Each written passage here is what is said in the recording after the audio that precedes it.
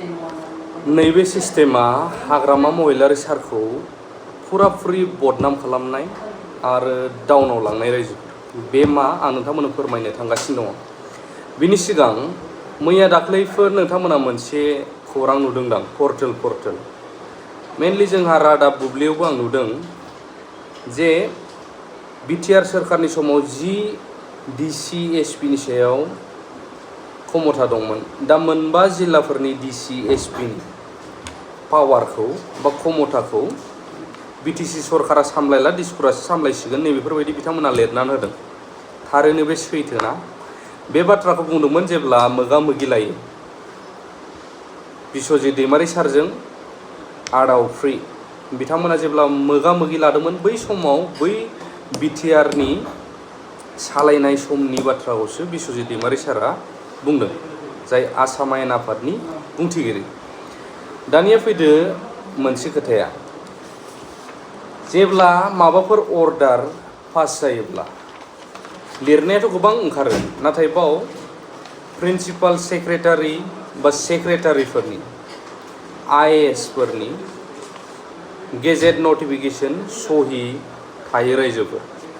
दा मोनसे खोथाखौ नोंथांमोना नोजोर होबाव, हाग्रामा सारखौ बदनाम खालामनाय बा हाग्रामा सारखौ गोथौआव मालाबा लांनोबो हागौ। नैबे आं साइडआव होनानै होगोन, दाख्लै मैया इएमफोरनि माखासे मानि डिपार्टमेन्ट्सफोरखौहाय जेब्ला हाग्रामा सारा उमुगा उमुग बेखौ सिजल बानायनानै होबाय, जायफ्रा मोनथाव बिथांमोननि मुङा फारिलाइयाव फैबाय, अब्ला बै अर्डार कपिया नोंथांमोना नुदोंना हाग्रामा महिलारि सारनिफ्राय प्रिन्सिपाल सेक्रेटारिनियाव थाङो आरो प्रिन्सिपाल सेक्रेटारियाबो बानायनानै थिग जादों जायाखै आरो बेखौ हाग्रामा सारनो हरफिनबावो। दा सारजों थाफाग्रा माखासेयानो बिथांमोना अफिसियेलि एसे थाल लानाया मोजां।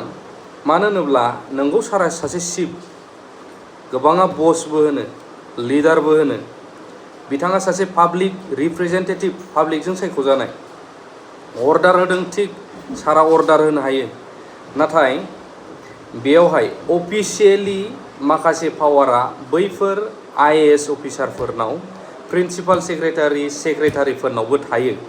नङाब्लाथ' दरखारानो गैयामोन सोरबा प्रिन्सिपाल सेक्रेटारि बेफोरबायदि सेक्रेटारि थालायलायनो, जइन्ट सेक्रेटारि बेफोरबायदि थानो दरखारानो गैयामोन। मानो थाखाय लानो गोनां जादों?